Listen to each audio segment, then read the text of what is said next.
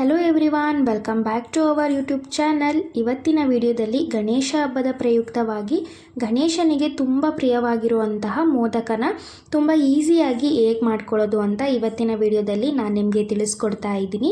ತುಂಬ ಈಸಿಯಾಗಿ ಮಾಡ್ಕೊಳ್ಬಹುದು ಈ ಮೋದಕನ. ಮೊದಲು ನಾನಿಲ್ಲಿ ಮೋದಕ ಮಾಡ್ಕೊಳ್ಳೋದಕ್ಕೆ ಒಂದು ಮಿಕ್ಸರ್ ಜಾರ್ಗೆ ಒಂದೆರಡು ಏಲಕ್ಕಿನ ಸಿಪ್ಪೆ ತೆಗೆದುಬಿಟ್ಟು ಸೇರಿಸ್ಕೊಳ್ತಾ ಇದ್ದೀನಿ. ಸ್ವಲ್ಪ ಗೋಡಂಬಿ, ಒಂದು 4 ಬಾದಾಮಿನ ಹಾಕ್ಕೊಳ್ತಾ ಇದ್ದೀನಿ. ಇವಾಗ ಇದನ್ನು ತರ್ತರಿಯಾಗಿ ರುಬ್ಕೊಳ್ಳಿ. ಪೂರ್ತಿ ಸಣ್ಣದಾಗಿ ರುಬ್ಕೊಳ್ಳೋದು ಬೇಡ.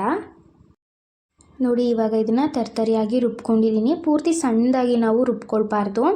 ನಂತರ ಇಲ್ಲಿ ಒಂದು ಕಡಾಯಿಗೆ 1 ಕಪ್ನಷ್ಟು ತೆಂಗಿನ ತುರಿನ ಸೇರಿಸ್ಕೊತಾ ಇದ್ದೀನಿ. ತೆಂಗಿನ ತುರಿ ಹಾಕ್ಕೊಂಡಿದ ನಂತರ ಒಂದು 2 ನಿಮಿಷ ಲೋ ಫ್ಲೇಮ್ನಲ್ಲಿ ಇದನ್ನು ಚೆನ್ನಾಗಿ ಫ್ರೈ ಮಾಡ್ಕೊಳ್ಳಿ. ನಾನು 1 ಕಪ್ ಅಳತೆನಲ್ಲಿ ಪೂರ್ತಿ ಮೆಷರ್ಮೆಂಟ್ನ ತೊಗೊಂಡಿದ್ದೀನಿ.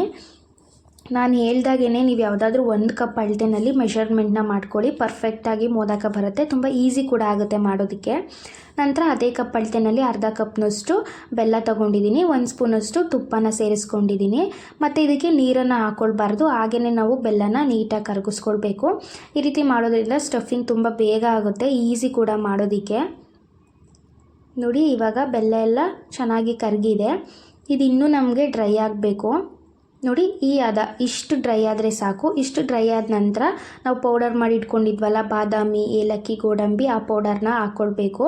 ಪೌಡರ್ ಹಾಕ್ಕೊಂಡಿದ ನಂತರ ಒಂದು 2 ನಿಮಿಷ ಇದನ್ನು ಚೆನ್ನಾಗಿ ಮಿಕ್ಸ್ ಮಾಡ್ಕೊಳ್ಳಿ. ನೋಡಿ, ಇವಾಗ ಇದನ್ನು ಚೆನ್ನಾಗಿ ಮಿಕ್ಸ್ ಮಾಡ್ಕೊಳ್ತಾ ಇದ್ದೀನಿ ನಾನು. ನೋಡಿ, ಅದಕ್ಕೆ ಬಂದ ತಕ್ಷಣ ನಾವು ಸ್ಟವನ್ನು ಆಫ್ ಮಾಡ್ಕೊಳ್ಬೇಕು. ಇದು ಆದ ತಕ್ಷಣ ನಾವು ಸ್ಟವ್ ಆಫ್ ಮಾಡಿಕೊಂಡು ಇದನ್ನು ತಣ್ಣಗಾಗೋದಕ್ಕೆ ಬಿಡೋಣ. ನಂತರ ನಾನಿಲ್ಲಿ ಒಂದು ಬಾಣಲಿಗೆ 1.5 ಕಪ್ನಷ್ಟು ನೀರನ್ನು ಸೇರಿಸ್ಕೊತಾ ಇದ್ದೀನಿ. ನಾನು ಮುಂಚೆನೇ ಹೇಳ್ದಾಗೆ ನಾನು 1 ಕಪ್ ಅಳತೆನಲ್ಲಿ ಪೂರ್ತಿ ಮೆಷರ್ಮೆಂಟ್ನ ತೊಗೊಂಡಿದ್ದೀನಿ. ನಂತರ 1 ಸ್ಪೂನಷ್ಟು ತುಪ್ಪ ಹಾಕೋತಾ ಇದ್ದೀನಿ. ತುಪ್ಪ ಹಾಕ್ಕೊಂಡಿದ ನಂತರ ನಾನಿಲ್ಲಿ ಒಂದು 1/4 ಚಿಟಿಕೆಯಷ್ಟು ಉಪ್ಪನ್ನು ಹಾಕ್ಕೊತಾ ಇದ್ದೀನಿ. ಗಂಟಾಗಬಾರ್ದು ಹಿಟ್ಟು ಅನ್ನೋದಕ್ಕೋಸ್ಕರ. ನೆಕ್ಸ್ಟ್ ಇವಾಗ ಇದನ್ನು ಕುದಿಯೋದಕ್ಕೆ ಬಿಡೋಣ. ನೋಡಿ, ಈ ರೀತಿ ಕುದಿಯೋದಕ್ಕೆ ಸ್ಟಾರ್ಟ್ ಆಗಿದ ನಂತರ ನಾನಿಲ್ಲಿ 1 ಕಪ್ನಷ್ಟು ಅಕ್ಕಿ ಹಿಟ್ಟನ್ನು ಹಾಕೋತಾ ಇದ್ದೀನಿ. 1.5 ಕಪ್ ನೀರಿಗೆ 1 ಕಪ್ ಹಿಟ್ಟು ಪರ್ಫೆಕ್ಟ್ ಕನ್ಸಿಸ್ಟೆನ್ಸಿ. ನೋಡಿ, ಈ ರೀತಿ ಹಿಟ್ಟನ್ನು ಹಾಕ್ಕೊಂಡಿದ ನಂತರ ಒಂದು 2 ನಿಮಿಷ ಅಥವಾ 3 ನಿಮಿಷ ನಾವು ಹಾಗೇ ಬೇಯಿಸ್ಕೊಳ್ಬೇಕು. ಹಾಕಿದ ತಕ್ಷಣ ಮಿಕ್ಸ್ ಮಾಡಬಾರ್ದು, ಪೂರ್ತಿ ಗಂಟಾಗಿ ಹೋಗ್ಬಿಡುತ್ತೆ. ಒಂದು 3 ನಿಮಿಷ ಬೇಯಿಸ್ಕೊಂಡಿದ ನಂತರ ಇದನ್ನು ಈ ರೀತಿಯಾಗಿ ಮಿಕ್ಸ್ ಮಾಡ್ಕೊಳ್ತಾ ಕಲಿಸ್ಕೊಳ್ಬೇಕು. ನೋಡಿ, ಈ ರೀತಿಯಾಗಿ ಒಂದು 3 ನಿಮಿಷ ನಾವು ಬೇಯಿಸ್ಕೊಂಡು ನಂತರ ಈ ರೀತಿ ಮಿಕ್ಸ್ ಮಾಡ್ಕೊಳ್ಳೋದ್ರಿಂದ ನಮಗೆ ಗಂಟಾಗೋದಿಲ್ಲ, ತುಂಬ ಬೇಗ ಆಗುತ್ತೆ. ನಾವು ಹಾಕಿದ ತಕ್ಷಣ ಮಿಕ್ಸ್ ಮಾಡ್ಕೊಂಡ್ಬಿಟ್ರೆ ಜಾಸ್ತಿ ಗಂಟಾಗ್ಬಿಡುತ್ತೆ, ಆವಾಗ ಹಿಟ್ಟನ್ನ ಸರಿ ಮಾಡ್ಕೊಳ್ಳೋದಕ್ಕಾಗೋದಿಲ್ಲ. ನೋಡಿ, ಇವಾಗ ಚೆನ್ನಾಗಿ ಮಿಕ್ಸ್ ಮಾಡ್ಕೊಂಡಿದ್ದಾಗಿದೆ. ನೋಡ್ತಾ ಇರ್ಬೋದು, ಈ ರೀತಿ ಉಂಡೆ ಕಟ್ಟೋ ಅದಕ್ಕೆ ಬರಬೇಕದು. ಪೂರ್ತಿ ಗಟ್ಟಿನೂ ಇರಬಾರ್ದು, ತೆಳುವಾಗೂ ಇರಬಾರ್ದು. ಈ ರೀತಿ ಪರ್ಫೆಕ್ಟಾಗಿ ಸಾಫ್ಟಾಗಿ ಬರಬೇಕು. ನೋಡಿ, ಇವಾಗ ಇದನ್ನು ಹಿಟ್ಟನ್ನು ನಾವು ತಣ್ಣಗಾಗೋದಕ್ಕೆ ಬಿಡೋಣ. ತಣ್ಣ ಆದಮೇಲೆ ಇದನ್ನು ಚೆನ್ನಾಗಿ ನಾದ್ಕೊಳ್ಬೇಕು. ನೋಡಿ, ಇವಾಗ ತಣ್ಣಗಾಗಿದೆ. ಇವಾಗ ಇದನ್ನು ಒಂದು 2 ನಿಮಿಷ ಚೆನ್ನಾಗಿ ನಾದ್ಕೊಂಡು ಹಿಟ್ಟನ್ನು ಕಲಿಸ್ಕೊಳ್ಬೇಕು. ನಾದ್ಕೊಳ್ಳಲಿಲ್ಲ ಅಂದ್ಬಿಟ್ರೆ ಚೆನ್ನಾಗಿ ಮೋದಕ ಮಾಡುವಾಗ ಬ್ರೇಕ್ ಆಗಿಬಿಡುತ್ತೆ. ನಾವು ಸ್ಟಫಿಂಗ್ ಮಾಡಿದಾಗೆಲ್ಲ ಓಪನ್ ಆಗುತ್ತೆ. ಅದಕ್ಕೋಸ್ಕರ ಈ ರೀತಿ ಒಂದು 2 ನಿಮಿಷ ಚೆನ್ನಾಗಿ ನಾದ್ಕೊಂಡು ಹಿಟ್ಟನ್ನು ಮಿತ್ಕೊಳ್ಬೇಕು. ನೋಡಿ, ಈ ರೀತಿಯಾಗಿ ಹಿಟ್ಟನ್ನು ಮಿತ್ಕೊಂಡಿದ್ದಾಗಿದೆ. ನಂತರ ಈ ಕಡೆ ಸ್ಟಫಿಂಗ್ ಕೂಡ ಚೆನ್ನಾಗಿ ರೆಡಿಯಾಗಿದೆ. ನೋಡ್ತಾ ಇರ್ಬೋದು, ಇದು ಕೂಡ ತಣ್ಣಗಾಗಿದೆ, ಪರ್ಫೆಕ್ಟಾಗಿ ಬಂದಿದೆ ಸ್ಟಫಿಂಗು ಕೂಡ. ನೆಕ್ಸ್ಟ್ ನಾನಿಲ್ಲಿ ಮೋದಕ ಮಾಡೋದಕ್ಕೆ ಮೋಲ್ಡ್ ತೊಗೊಂಡಿದ್ದೀನಿ. ಮೋಲ್ಡ್ಸ್ಗೆ ನಾವು ತುಪ್ಪ ಅಥವಾ ಎಣ್ಣೆ ಯಾವುದಾದ್ರೂ ಹಚ್ಕೊಳ್ಬೋದು. ನಾನಿಲ್ಲಿ ತುಪ್ಪ ಹಚ್ಕೋತಾ ಇದ್ದೀನಿ.